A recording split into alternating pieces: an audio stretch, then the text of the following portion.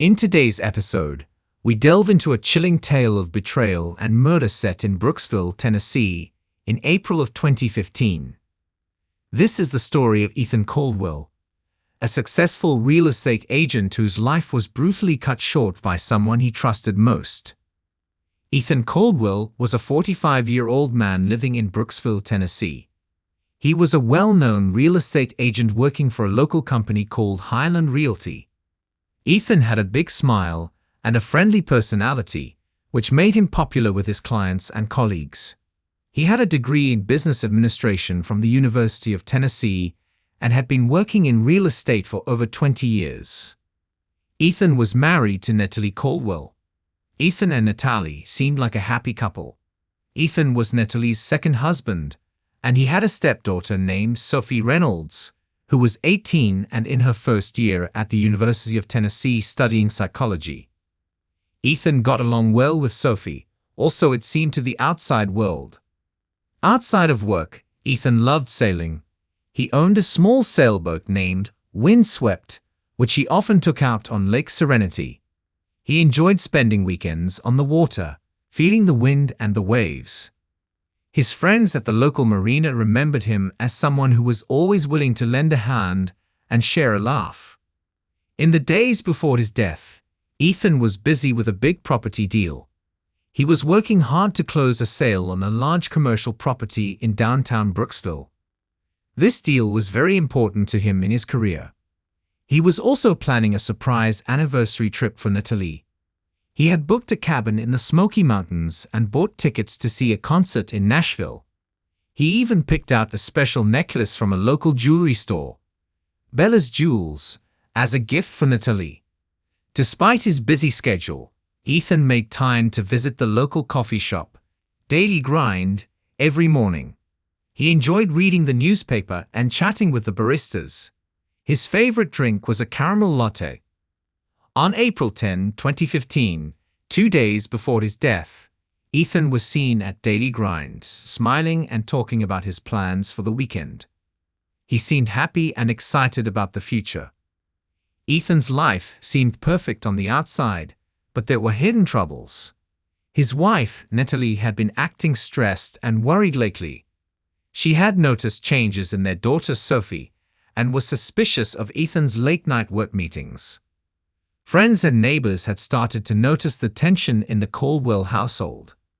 On April 12, 2015, at about 7:30 a.m., Ethan Caldwell's body was discovered.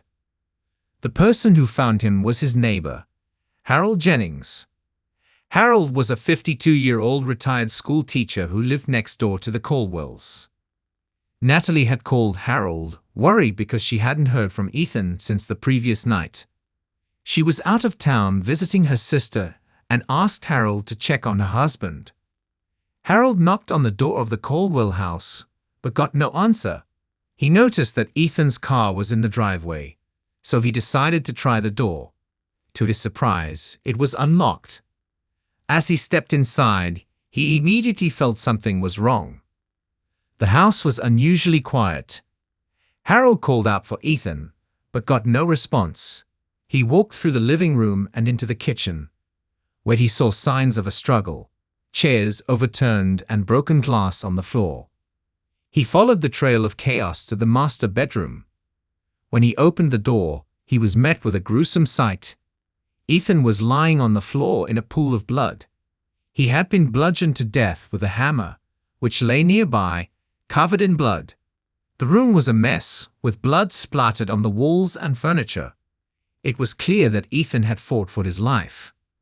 Harold was horrified and immediately backed out of the room, his hands shaking.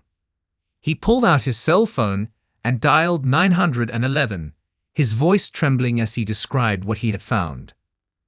The 911 operator tried to keep him calm, asking him to stay on the line until the police arrived.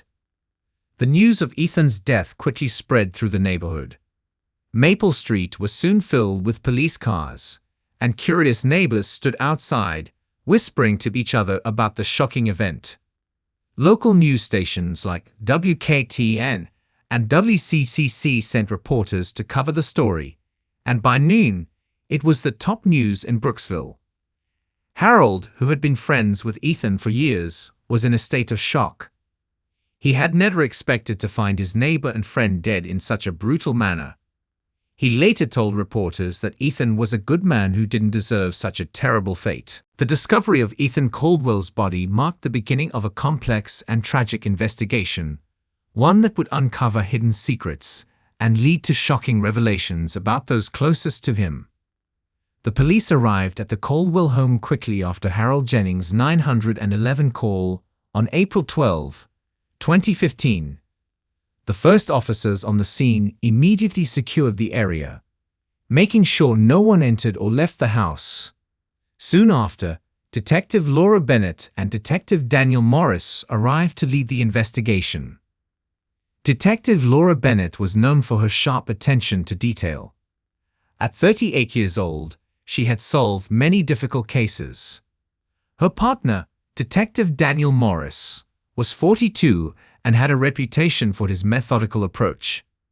Together, they made a strong team. As the detectives walked through the house, they saw signs of a struggle. The living room had overturned chairs and broken glass. The kitchen had more chaos, with dishes scattered on the floor. When they reached the master bedroom, they were met with a grisly scene. Ethan Caldwell lay on the floor, surrounded by a pool of blood. He had been bludgeoned to death with a hammer, which lay nearby, covered in blood. The walls and furniture were splattered with blood, showing the violence of the attack. Detective Bennett noted the hammer as the murder weapon and ordered it to be bagged as evidence. The crime scene was chaotic and disturbing. The detectives and forensic team took many photos and collected samples. They used gloves to carefully pick up items, making sure not to contaminate any evidence. Blood samples, fingerprints, and the hammer were all collected and sent to the lab for analysis. Outside, neighbors watched as the police worked. The local news stations, WKTN and WCTC, were there too, reporting on the shocking murder. Reporters spoke to neighbors who described Ethan as a friendly and well-liked man. The media coverage added pressure to solve the case quickly. Detectives Bennett and Morris interviewed Harold Jennings, who was still shaken from discovering the body. He described finding the door unlocked and seeing the mess inside the house. His detailed account helped the detectives piece together the events leading up to the murder. By the end of the day, the police had gathered a lot of evidence but still had many questions. Who could have committed such a brutal act? Why would someone want to kill Ethan? The detectives knew they had a difficult case ahead of them but were determined to find the answers. The first suspect in Ethan Caldwell's murder was his wife, Natalie Caldwell. Natalie was 34 years old and worked as an accountant for a local firm called Tennessee Accounting Services. She was intelligent, meticulous, and hardworking. Natalie had a tough past. She became a mother at 16 and worked as a dancer to support herself and her daughter Sophie. Despite these challenges, she built a successful career and was known for her strong-willed nature.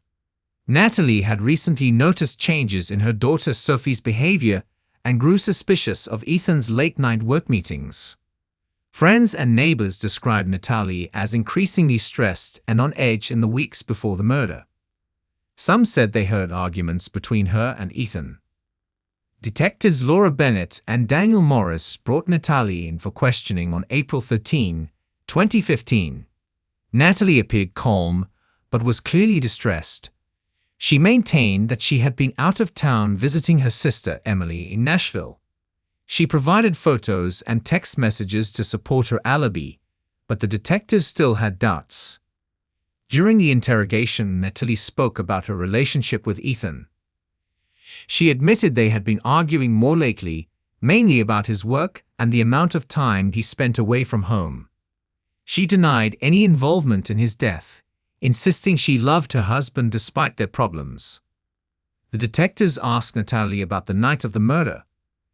She explained that she had left for Nashville on the afternoon of April 11 and stayed with Emily until the morning of April 12. Emily confirmed this story when the detectives called her. However, it was hard to ignore the tension in Natalie's voice when she spoke about Ethan and the changes she noticed in Sophie. The police also searched Natalie's car and belongings for any evidence. They found nothing directly linking her to the murder, but did find a diary in which Natalie had written about her frustrations and suspicions. These entries painted a picture of a woman under immense stress and emotional turmoil. Despite her alibi, Natalie remained a prime suspect. The detectives continued to look into her past, interviewing friends, family, and co-workers. They hoped to find a motive or any clue that could tie her to the crime. The pressure on Natalie grew as the investigation progressed, but she remained steadfast in her innocence. The investigation into Natalie Caldwell was thorough, yet many questions remained unanswered. The detectives knew they had to keep digging to uncover the truth behind Ethan's brutal murder. The second suspect in Ethan Caldwell's murder was his stepdaughter, Sophie Reynolds. Sophie was 18 years old and a freshman at the University of Tennessee, where she was studying psychology. She was known for her outgoing and sociable personality. Her friends described her as bright and ambitious, always eager to learn new things. Sophie had a complicated relationship with her stepfather, Ethan. It was revealed during the investigation that their relationship had evolved into a strained one. Sophie had been living with Ethan and Natalie since she was 15, following her mother's marriage to Ethan. While she initially admired Ethan and appreciated his support, their relationship had become more tense over time. Sophie was interviewed by the detectives on April 13, 2015, the same day as her mother. During her interrogation, Sophie appeared calm but was noticeably nervous. She claimed that she had been studying for exams in her dorm room on the night of the murder. She said she had no reason to hurt Ethan and was devastated by his death. However, Sophie's behavior and her strained relationship with Ethan raised concerns. Detectives Laura Bennett and Daniel Morris learned that Sophie had been having personal struggles, including issues with her grades and conflicts with her stepfather. Sophie's friends said she had often complained about Ethan's strictness and his controlling behavior. Additionally, some witnesses mentioned seeing Sophie leave her dorm late at night on April 11, which contradicted her initial statement about being in her room all night. Forensic analysis of Sophie's belongings, including her cell phone and laptop, was conducted to look for any evidence connecting her to the crime. The detectives found text messages and social media posts where Sophie expressed frustration with Ethan. While these messages indicated her unhappiness, they did not directly link her to the murder. Sophie's alibi was partially corroborated by her roommates and dorm staff, but there were inconsistencies in her account. Despite these inconsistencies, Sophie remained a suspect, but was not immediately charged. The detectives continued to investigate her background and motives, searching for concrete evidence to either clear her or implicate her further. As the investigation continued, Detective Bennett and Detective Morris focused on Ethan's business dealings and personal relationships. They examined his recent transactions and connections with clients and colleagues. They hoped to uncover any motives or clues that could lead them to the true perpetrator of the crime. The search for answers was ongoing, and the detectives remained determined to solve the case and bring justice for Ethan Caldwell.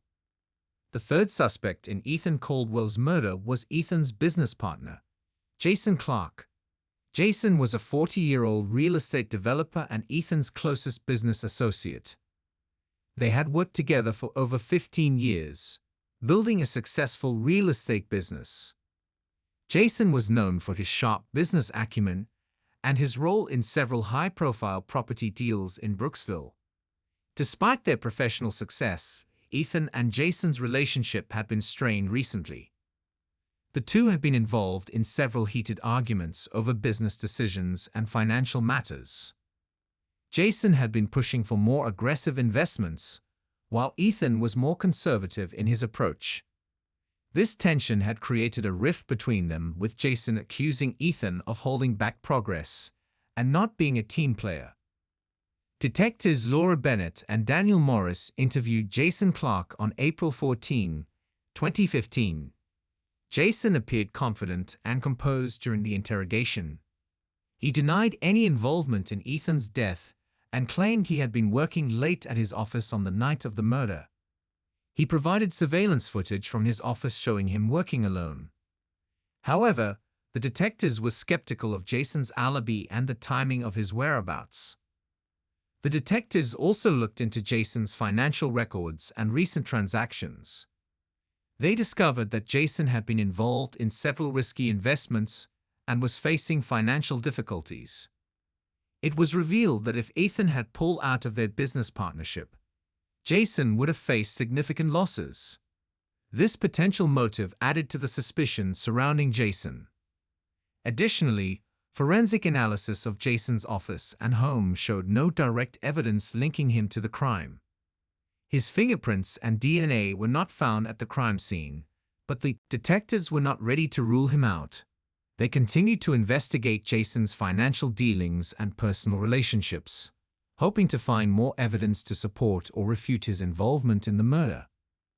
The investigation into Ethan Caldwell's murder was complex and multifaceted. The detectives faced the challenge of piecing together the evidence and uncovering the truth behind the brutal crime. As they delved deeper into the lives of the suspects, they hoped to find the key to solving the case and bringing justice for Ethan Caldwell. As the investigation into Ethan Caldwell's murder continued, detectives Laura Bennett and Daniel Morris worked tirelessly to piece together the evidence and motives behind the crime. Each suspect had their own story, but the detectives were determined to uncover the truth. Natalie Caldwell remained a prime suspect. Despite her alibi and the evidence she provided, the detectives couldn't ignore the mounting tension in her relationship with Ethan. The diary entries revealed a woman in distress, and her emotional state added to the suspicion. However, after further investigation, Natalie's alibi was solidified. Her sister, Emily, provided clear evidence of her presence in Nashville, and witnesses corroborated her account. The detectives cleared Natalie of direct involvement, though the strain in her marriage and her frustrations remained evident. Sophie Reynolds, Ethan's stepdaughter, was also under scrutiny. Her strained relationship with Ethan and the inconsistencies in her alibi raised red flags. Sophie's nervousness during the interview and the messages expressing her frustration with Ethan suggested a possible motive. Yet, her dormitory roommates and the surveillance footage provided her with a partial alibi. The lack of concrete evidence linking her to the crime left her as a person of interest but not a primary suspect. Jason Clark, Ethan's business partner, presented a more complex picture. The financial troubles and the contentious business relationship with Ethan gave him a potential motive. Jason's surveillance footage from his office showed him working late on the night of the murder, but it didn't fully account for his whereabouts. Detectives found discrepancies in Jason's financial records, hinting at possible motive but lacking direct evidence. As the detectives continued their investigation, they discovered a new lead. Ethan had been involved in a private negotiation with a client, Peter Lawson, a wealthy investor known for his aggressive business tactics. Peter Lawson had been interested in a major property deal that Ethan had been cautious about pursuing. The negotiations between Ethan and Peter had become increasingly tense, and Peter had a reputation for getting what he wanted at any cost. Detective Bennett and Detective Morris decided to bring Peter Lawson in for questioning. Peter, a 50-year-old entrepreneur with a commanding presence, was known for his sharp business skills and ruthless tactics. During the interrogation, Peter appeared confident but evasive. He claimed he had no involvement in Ethan's death and had been traveling for business on the night of the murder. However, Peter's alibi was shaky, and his involvement in the case warranted further scrutiny. The detectives searched Peter's office and personal property, uncovering several troubling pieces of evidence. They found communication records between Peter and Ethan that suggested an escalating conflict. Additionally, Forensic analysis revealed traces of Ethan's blood on a briefcase belonging to Peter. When confronted with this evidence, Peter became defensive and struggled to provide a satisfactory explanation. Under pressure, Peter Lawson eventually broke down and confessed. He revealed that he had been involved in a heated argument with Ethan over the property deal. The confrontation had escalated, leading Peter to act out of rage and frustration. In a fit of anger, Peter had attacked Ethan with a hammer he had brought with him to the meeting. The murder was a result of a sudden and uncontrollable outburst, rather than a premeditated crime. Peter Lawson was arrested and charged with the murder of Ethan Caldwell. The confession and the evidence against him led to his conviction. The case, while tragic, was resolved, and justice was served for Ethan Caldwell. His family and friends were left to mourn his loss, but they found some solace in knowing that the truth had been uncovered. Detectives Laura Bennett and Daniel Morris were praised for their diligent work in solving the case. They had navigated through a web of lies, motives, and alibis to bring the perpetrator to justice. The investigation had been challenging, but their persistence paid off, and Ethan's case was closed with a sense of closure for all involved.